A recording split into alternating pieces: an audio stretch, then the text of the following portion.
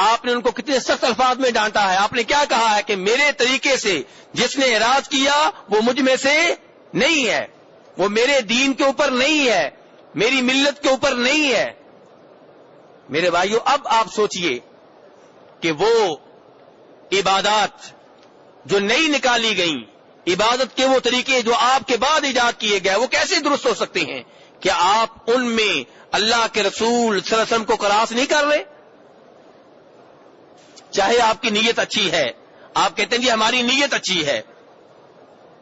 نیت کا اچھا ہونا کافی نہیں ہے. کوئی بھی عبادت اس وقت تک اللہ تبارک و تعالیٰ کے ہاں قابل قبول نہیں ہے جب تک کہ اس میں دو چیزیں نہ پائی جائیں. نمبر ایک, نیت اچھی ہو, وہ عبادت اللہ کے لیے ہو, غیر اللہ کے لیے نہ ہو, ریاکاری اس کا مقصد نہ ہو. دوسرے نمبر پہ یہ کہ اس عبادت کے اوپر جناب رسول اکرم صلی اللہ علیہ وسلم کی سٹیمپ ہو, آپ کی مہر لگی ہوئی ہو. عبادت اللہ تبارک و تعالیٰ کی اور طریقہ جناب رسول اکرم صلی اللہ علیہ وسلم کا. آئیے ایک اور حدیث سنیے, یہ بھی بخاری شریف میں ہے. روایت کرنے والے صحابی کا نام ہے برا ابن عازب. کہتے ہیں کہ نبی صلی اللہ علیہ وسلم نے مجھے بلایا اور فرمایا, برا, جب رات کو بستر پہ جانے لگو, جب رات کو سونے لگو تو اس سے پہلے وضو کر لیا کرو. توضأ وضوءک للصلاۃ, وہ وضو جو نماز کے لیے کرتے ہو ویسا ہی وضو کر لیا کرو. فرمایا ثم اضطجع علی شقک الایمن, پھر دائیں سائڈ پہ لیٹ جاؤ. آپ کی سنت کیا ہوئی میرے بھائیوں؟ سونے سے پہلے وضو کرنا اور دائیں سائڈ پہ لیٹنا. یہ ہے اسلام. اسلام یہ نہیں کہتا کہ سونے سے پہلے آپ گندی فلمیں دیکھیں, سونے سے پہلے آپ گندی کہانیاں پڑھیں اور سنیں. اسلام یہ نہیں کہتا کہ موسیقی کمرے میں چلاتے ہوئے سو جائیں. نہیں میرے بھائی, ہو سکتا ہے یہ آخری رات ہو سکتا ہے اس کے بعد اٹھنا نصیب میں نہ ہو. تو کیسے سونا ہے؟ اللہ کا ذکر کرتے ہوئے سونا ہے, وضو کر کے سونا ہے اور دائیں سائڈ پہ سونا ہے. یہ سنت ہے میرے اور آپ کے نبی جناب محمد صلی اللہ علیہ وسلم کی.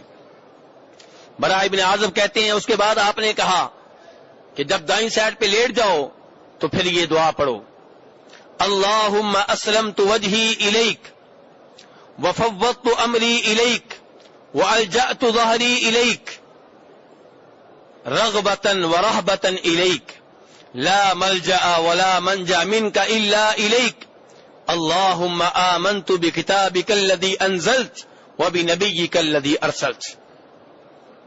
فرمایا برات, جب یہ دعا پڑھو گے تو سب سے آخر میں یہ دعا پڑھو, اس کے بعد بات چیت نہ کرنا.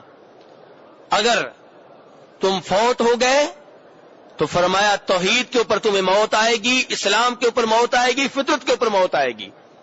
اور اگر زندہ رہے تو فرمایا اجر و ثواب سے محروم نہیں رہو گے. میرے بھائیو, اس دعا کا ترجمہ کیا ہے؟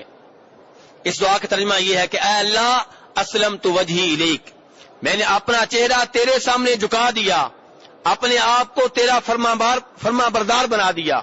یہ چہرہ جھکے گا تو تیرے سامنے جھکے گا, کسی اور کے سامنے نہیں جھکے گا. میرے بھائیو, ہم ایسے کتنے ہی وعدے کرتے ہیں اللہ تبارک و تعالیٰ سے. نماز پڑھتے ہوئے سورہ فاتحہ میں اللہ سے وعدہ کرتے ہیں ایاک نعبد و ایاک نستعین, کہ صرف تیری عبادت کرتے ہیں اور صرف تجھ سے مدد مانگتے ہیں. لیکن پھر قبر والوں کو سجدے کرتے ہیں, قبر والوں کو رکوع کرتے ہیں, قبر والوں کے نام پہ منت مانتے ہیں, قبروں پہ چادریں چڑھاتے ہیں, قبروں کے سامنے جھکتے ہیں, قبر والوں سے بیٹا مانگتے ہیں, قبر والوں سے رزق مانگتے ہیں, قبر والوں سے شفا مانگتے ہیں, وعدے کی خلاف ورزی کرتے ہیں. یہاں بھی ہم اللہ سے کیا وعدہ کر رہے ہیں؟ اللہم اسلمت وجہی الیک, کہ میں نے اپنے چہرے کو تیرے سامنے جھکا دیا. میرے بھائی, پھر یہ چہرہ کسی اور کے سامنے کیوں جھکے؟ جب اللہ سے یہ وعدہ کر رہے ہیں کہ چہرے کو تیرا فرما بردار بنا دیا, تیرے سامنے جھکا دیا, پھر کسی اور کی یہ چہرہ بات کیوں مانے؟ پھر یہ سر کسی اور کے سامنے کیوں جھکے؟ پھر کسی اور کے سامنے رکوع کیوں کرے؟ پھر کسی اور کے سامنے سجدہ کیوں کرے؟ آگے فرمایا فوضت امری الیک, میں نے اپنے سارے معاملات تیرے سپرد کر دیے. سارے معاملات کس کے سپرد کر دیے؟ اللہ تبارک و تعالیٰ کے. توکل کس کے اوپر ہونا چاہیے؟ اللہ کے اوپر. اعتماد کس کے اوپر؟ اللہ کے اوپر. بھروسہ کس کے اوپر؟ اللہ کے اوپر. اور میرے بھائیوں, جو آدمی صحیح معنوں میں اللہ تبارک و تعالیٰ کے اوپر بھروسہ کر لے، اللہ تبارک و تعالیٰ اس کو ذلیل و رسوا نہیں کرتے، اس کو بے یار و مددگار نہیں چھوڑتے، اس کو رزق سے محروم نہیں رکھتے۔ نبی صلی اللہ علیہ وسلم فرماتے ہیں ایک حدیث میں، لو انکم توکلتم علی اللہ حق توکلی لرزقکم کما یرزق الطیر تغدو خماصا وتروح بطانا۔ آپ فرماتے ہیں کہ لوگوں، اگر تم اللہ کے اوپر ویسے بھروسہ کرو، ویسے توکل کرو، ویسے اعتماد کرو جیسے پرندے کرتے ہیں، جیسے اللہ تبارک و تعالیٰ کے اوپر اعتماد کرنے کا حق ہے، تو اللہ تبارک و تعالیٰ تم کو ویسے ہی رزق دے گا جیسے اللہ تبارک و تعالیٰ پرندوں کو رزق دیتا ہے۔ میرے بھائیو، حقیقی معنوں میں توکل کس کا ہے؟ پرندوں کا۔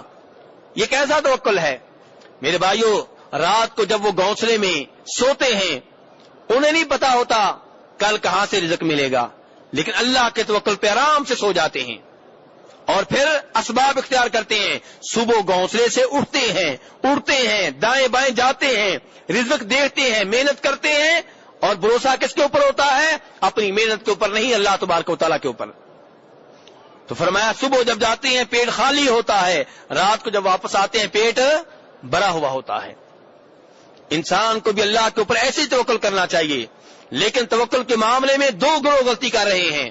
ایک وہ گروہ جو اللہ تبارک و تعالیٰ کے اوپر بالکل اعتماد نہیں کرتا، اس کا سارا اعتماد اسباب کے اوپر ہے، ذرائع کے اوپر ہے، مشینوں کے اوپر ہے، لوگوں کے اوپر ہے، وزراء کے اوپر ہے، بادشاہوں کے اوپر ہے، حکومت کے اوپر ہے، فیکٹریوں کے اوپر ہے، اور اپنے ڈائریکٹروں کے اوپر ہے۔ اللہ تبارک و تعالیٰ کے اوپر اعتماد نہیں ہے۔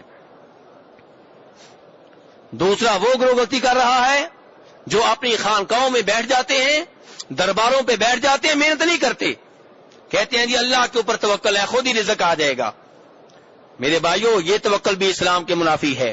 نبی صلی اللہ علیہ وسلم اور آپ کے صحابہ کرام محنت کرتے تھے، کمانے کے لیے نکلتے تھے، اور یہ جو حدیث آپ نے بیان کی پرندوں کی کہ پرندے صحیح معنوں میں اللہ کے اوپر توکل کرتے ہیں، اس میں کیا ہے؟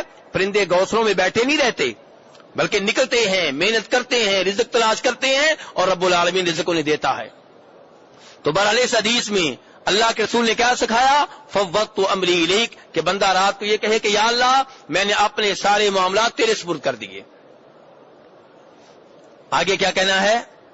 رغبتن ورہبتن الیک، اے اللہ میں نے ایسے کیوں کیا؟ میں نے اپنا چہرہ تیرے سامنے کیوں جھکا لیا؟ میں نے اپنے سارے معاملات تیرے کیوں سپرد کر دیے؟ اس لیے کہ مجھے تجھے راضی کرنا ہے، میں نے تجھ سے جو ثواب لینا ہے، میں نے تجھ سے جنت لینی ہے، اور یا اللہ مجھے یہ خوف ہے اگر میں ایسے نہ کروں، تیرے سامنے اپنے آپ کو نہ جھکاؤں تو تو ناراض ہو گیا، تو میں تیری ناراضگی کو برداشت نہیں کر سکتا، میں کہاں جاؤں گا؟ جہنم کا خطرہ ہے، تیرے ناراض ہونے کا خطرہ ہے، اجر و ثواب سے محروم ہونے کا خطرہ ہے۔ یا اللہ میں اقرار کرتا ہوں لا ملجا ولا منجا منک الا الیک، اے اللہ اگر تو ناراض ہو جائے، اگر میرے اوپر تیرا عذاب آئے تو مجھے کوئی بچانے والا نہیں، تیرے غضب سے، تیری ناراضگی سے بچانے والا کوئی نہیں، تجھ سے بھاگ کے میں تیری طرف آؤں گا، تیرے عذاب سے ڈرتے ہوئے تیری رحمت کی طرف آؤں گا، تیری ناراضگی سے ڈرتے ہوئے تیری رضا کی طرف آؤں گا، تجھ سے ڈرتے ہوئے تیری ہی طرف آؤں گا، کوئی اور بچا نہیں سکتا، تیرا کوئی مد مقابل نہیں ہے کہ تجھ سے بھاگ کے اس کی پناہ میں آ جاؤں۔ آج لوگ کیا کہتے ہیں کہ اللہ تبارک و تعالیٰ ناراض ہو جائیں تو کون چھڑا سکتا ہے؟ نعوذ باللہ کہتے ہیں نبی صلی اللہ علیہ وسلم، اور کہتے ہیں اگر اللہ کے رسول ناراض ہو جائیں پھر کوئی نہیں چھڑا سکتا۔ اللہ المستعان، کتنا بڑا شرک ہے۔ اور نبی صلی اللہ علیہ وسلم اپنے صحابی کو کیا سکھا رہے ہیں کہ تم یہ کہو کہ اے اللہ تو ناراض ہو جائے تو کوئی پناہ دینے والا نہیں، میرے لیے نجات کی جگہ کوئی نہیں، تجھ سے ڈر کے تیری طرف ہی آؤں گا، تجھ سے بھاگ کے تیری طرف آؤں گا، تیرے غضب سے ڈرتے ہوئے تیری رحمت کی طرف آؤں گا، تجھ سے بچانے والا تو ہی ہے، کوئی اور نہیں ہے۔ اس کے بعد کیا کہا؟ اللہم آمنت بکتابک الذی انزلت، اے اللہ میں تیری اس کتاب کے اوپر ایمان لایا جو تو نے نازل کی ہے، قرآن۔ اے اللہ میں تیرے اس نبی کے اوپر ایمان لایا جس کو تو نے بھیجا ہے۔ اب میرے بھائیوں، میں جو بات کرنا چاہتا ہوں اس حدیث سے وہ اب دھیان سے سنیے۔ براء بن عازب کہتے ہیں جب آپ نے یہ عظیم الشان دعا مجھے بتائی تو میں نے آپ کے سامنے دہرائی تاکہ مجھے زبانی یاد ہو جائے۔ دہراتے دہراتے جب میں دعا کے آخری الفاظ پہ پہنچا میں نے کہا اللہم آمنت بکتابک الذی انزلت وبنبیک الذی ارسلت. میں نے نبی کی جگہ پہ رسول کہہ دیا. نبی کی جگہ پہ کیا کہہ دیا؟ رسول کہہ دیا. نبی صلی اللہ علیہ وسلم نے کہا نہیں, نبی کی جگہ پہ رسول ہی کہو. میرے بھائیو, حالانکہ آپ نبی بھی تھے, آپ رسول بھی تھے, تو نبی اور رسول ایک ہی آدمی ہیں, اللہ کے رسول صلی اللہ علیہ وسلم. لیکن آپ نے اپنے صحابی کو اس بات کی اجازت نہیں دی کہ وہ نبی کی جگہ پہ رسول کہیں. فرمایا نبی کی جگہ پہ نبی کہو. تو میرے بھائیو, جب اس دعا میں ایسی تبدیلی کرنے کی اجازت نہیں ہے جس کا مطلب ایک ہی ہے, جس سے معنی کے اوپر کوئی فرق نہیں پڑے گا, تو پھر ہمیں کس نے اس بات کی اجازت دے دی ہے کہ ہم عبادات کو تبدیل کریں, عبادات کو نئی شکل دیں, عبادات کی تعداد اپنی طرف سے مقرر کریں, عبادات کی نئی کیفیت اپنی طرف سے بنائیں, عبادات کا کوئی خاص مخصوص کوئی ٹائم مخصوص کریں اور لوگوں سے کہیں کہ اس ٹائم یہ عبادت کیا کرو, یا عبادات کی کوئی جگہ مخصوص کریں اور لوگوں سے کہیں یہاں پہ یہ عبادت کیا کرو. میرے بھائیو, جو عبادت آپ نے عام بتائی ہے اسے عام رہنے دیجئے, اس کو تبدیل کرنے کی اجازت نہیں ہے. نہ آپ اس کا کوئی ٹائم خاص کر سکتے ہیں, نہ آپ اس کی جگہ خاص کر سکتے ہیں, نہ آپ اس کی تعداد خاص کر سکتے ہیں, نہ آپ اس کی کیفیت کو, حید کو تبدیل کر سکتے ہیں. جناب عبداللہ ابن عمر رضی اللہ عنہما سے روایت ہے ترمذی شریف میں, ان کے سامنے ایک آدمی کو چھینک آئی. اب میرے بھائیو, جب چھینک آئے تو کیا کہنا چاہیے؟ کیا کہنا چاہیے میرے بھائیو؟ الحمدللہ. اس آدمی نے کیا کہا؟ اس نے کہا الحمدللہ والسلام علی رسول اللہ, کہ میں اللہ کی حمد و ثنا بیان کرتا ہوں اور جناب رسول اکرم صلی اللہ علیہ وسلم کے اوپر سلام پڑھتا ہوں. میرے بھائیو, نبی صلی اللہ علیہ وسلم کے اوپر سلام پڑھنا چاہیے کہ نہیں؟ پڑھنا چاہیے. اس سے اجر و ثواب ملتا ہے, کئی برکتیں اور رحمتیں حاصل ہوتی ہیں, اور یہ انسان کے لیے اعزاز کی بات ہے کہ وہ جناب رسول اکرم صلی اللہ علیہ وسلم کے اوپر سلام پڑھ رہا ہے. لیکن چھینک آنے کے بعد جو آپ نے دعا سکھائی تھی وہ صرف الحمدللہ تھی, اس میں والسلام علی رسول اللہ نہیں تھا. تو جب اس آدمی نے یوں کہا, عبداللہ ابن عمر ناراض ہو گئے, کہنے لگے مجھے بھی کہنا آتا ہے الحمدللہ والسلام علی رسول اللہ, لیکن یاد رکھو یہاں پہ نبی صلی اللہ علیہ وسلم نے ہمیں جو دعا سکھائی ہے وہ الحمدللہ ہے, اس میں والسلام علی رسول اللہ نہیں ہے.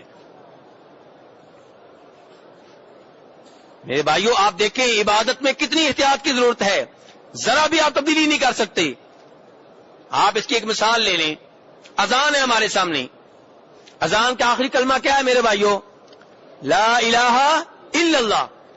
اب نبی صلی اللہ علیہ وسلم نے کہیں نہیں کہا کہ تم اس میں اضافہ نہیں کر سکتے, لیکن جو آپ نے اذان بتائی ہے اس کا آخری کلمہ ہے لا الہ الا اللہ. اب کوئی آدمی اٹھے کہے نہیں مجھے اللہ کے رسول سے بہت محبت ہے, آخری کلمہ یوں کہا کریں گے لا الہ الا اللہ محمد رسول اللہ. میرے بھائیو, کیا یہ اذان درست ہوگی؟ نہیں ہوگی. حالانکہ رسول اکرم صلی اللہ علیہ وسلم نے کہیں نہیں یہ کہا کہ تم یہ کلمے کا اضافہ نہیں کر سکتے, لیکن آپ نے اصول بتا دیا ہے کہ من احدث فی امرنا ھذا ما لیس منہ فہو رد. جس نے بھی ہمارے دین میں کوئی نیا کام ایجاد کیا وہ نیا کام ریجیکٹ ہے, مردود ہے. یہ اصول, یہ قانون ہر عبادت کے اوپر فٹ ہوگا. جو بھی نئی عبادت آپ لے کے آئیں گے اس کے اوپر یہ قانون فٹ ہوگا, وہ ریجیکٹ ہو جائے گی. پہلے سے موجود عبادت میں آپ کو اضافہ کریں گے وہ بھی ریجیکٹ ہو جائے گا, اس حدیث کی بنیاد پہ, اس قانون اور اصول کی بنیاد پہ. امام مالک رحمہ اللہ کے پاس کوئی آدمی آیا, آ کے کہنے لگا امام صاحب مجھے یہ بتائیں کہ میں کہاں سے احرام باندھوں, کہاں سے میں عمرے یا حج کی نیت کروں؟ امام صاحب نے کہا اس میقات سے نیت کرو جو جناب رسول اکرم صلی اللہ علیہ وسلم نے مقرر کیا ہے. میرے بھائی ذرا اگر نہیں سننا چاہتے تو آپ سائڈ پہ ہو جائیں, دوسرے بھائیوں کو سننے دیں. آپ کافی دیر سے کر رہے ہیں, میرا درس خراب ہو رہا ہے آپ کی وجہ سے, ناراض نہ ہوں. تو میرے بھائی, امام مالک رحمہ اللہ سے وہ آدمی پوچھ رہا ہے میں کہاں سے عمرے یا حج کی نیت کروں؟ تو امام صاحب نے کہا اس میقات سے نیت کرو جو میقات جناب رسول اکرم صلی اللہ علیہ وسلم نے مقرر کیا ہے. وہ کہنے لگا اگر میں اس سے پہلے ہی نیت کر لوں, میقات سے پہلے, آپ اس کی مثال لے لیں، مسجد نبوی سے اگر نیت کر لی جائے تو اس میں کیا حرج ہے؟ امام مالک رحمہ اللہ نے کہا نہیں، وہاں سے نیت کرو جس میقات کو جناب رسول اکرم صلی اللہ علیہ وسلم نے نیت کرنے کے لیے مقرر کیا ہے۔ وہ کہنے لگا اس میں حرج کیا ہے، اس میں مسئلہ کیا ہے؟ میں اس جگہ سے پہلے نیت کروں گا جہاں سے اللہ کے رسول نے نیت کی ہے، تو میرے معاملے میں خیر میں اضافہ ہو جائے گا۔ میں 1 کلومیٹر 2 کلومیٹر 3 کلومیٹر 1 میل 2 میل 3 میل پہلے ہی میں عمرے میں داخل ہو جاؤں گا، حج میں داخل ہو جاؤں گا، یہ تو خیر میں اضافے والی بات ہے، یہ تو اور اچھائی والی بات ہے۔ امام مالک رحمہ اللہ نے کہا نہیں، مجھے ڈر ہے کہ تم فتنے میں مبتلا ہو جاؤ گے، وہ فتنہ جس کے بارے میں اللہ تعالیٰ کہتے ہیں فَلْيَحْذَرِ الَّذِينَ يُخَالِفُونَ عَنْ أَمْرِهِ أَن تُصِيبَهُمْ فِتْنَةٌ أَوْ يُصِيبَهُمْ عَذَابٌ أَلِيمٌ، کہ وہ لوگ جو آپ کے حکم کی خلاف ورزی کرتے ہیں انہیں اللہ سے ڈرنا چاہیے کہ کہیں اللہ تبارک و تعالیٰ انہیں کسی فتنے میں مبتلا نہ کر دیں یا اللہ تبارک و تعالیٰ ان کے اوپر کوئی عذاب نہ بھیج دیں۔ میرے بھائیوں آپ دیکھ لیں، اس آدمی کی نیت اچھی ہے، جو مسجد نبوی سے نیت کرے گا عمرے کی حج کی تو وہ پہلے ہی عمرے میں داخل ہو جائے گا، حج پہلے ہی سے حج میں داخل ہو جائے گا۔ اگر عام آدمی سے پوچھا جائے جس کے پاس علم کی روشنی نہ ہو، اسلام کے علم کی روشنی نہ ہو، وہ کہے گا اچھی بات ہے کہ آپ پہلے سے ہی عمرے میں داخل ہو گئے ہیں، 1 گھنٹہ پہلے ہی عمرے میں داخل ہو گئے، 1 گھنٹہ پہلے سے حج میں داخل ہو گئے، 5-6 کلومیٹر پہلے ہی سے آپ عمرے میں داخل ہو گئے، پہلے سے آپ کو تلبیہ کہنے کا موقع مل گیا، پہلے سے ہی آپ کو لبیک اللہم لبیک کہنے کا موقع مل گیا، پہلے سے ہی آپ کو اذکار کرنے کا موقع مل گیا، مسجد نبوی میں اسی بہانے 2 رکعتیں بھی پڑھ لیں گے۔ لیکن نہیں میرے بھائیوں، بظاہر یہ عمل مجھے اور آپ کو جتنا بھی اچھا نظر آئے، لیکن چونکہ اس کے اوپر نبی صلی اللہ علیہ وسلم کی سٹیمپ نہیں ہے، آپ کی مہر نہیں ہے، اس لیے ریجیکٹ ہے، مردود ہے، ناقابل قبول ہے۔